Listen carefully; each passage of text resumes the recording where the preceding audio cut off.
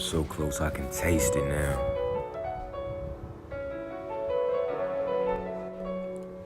What's going on, YouTube? Checking back in with the SS project. I'm underneath the SS right now. I got this heat shield. I'm about to go ahead and put that up. I already got my trans cross member and everything mounted, so I'm gonna put the heat shield in and get my exhaust going in next.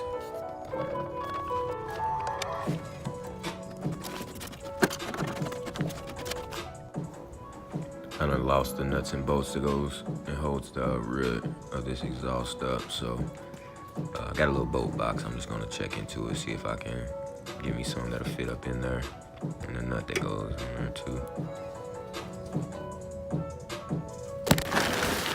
This is what I'm using to seal my exhaust back on. It's just some Permatex high temp RTV. I had a guy teaching me this a while back. Makes it a lot easier, and it makes it where you don't have to worry about any exhaust leaks. It's gonna seal it all up for me real good. Just get your nice bead going and smooth it out a little bit and seal it up. It'll be fine. You won't have to second guess it.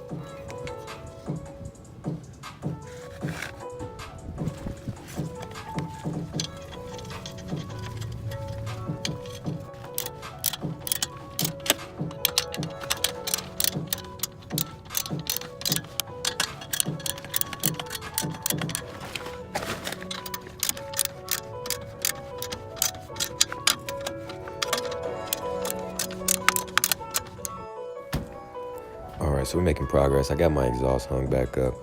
Just taking baby steps with this SS, because I've been through it time and time again and wasted a lot of money redoing things, and just because I kind of rushed through them. So I'm making sure I get this in one good sweep. All right, man, we're getting closer and closer. I'm almost there.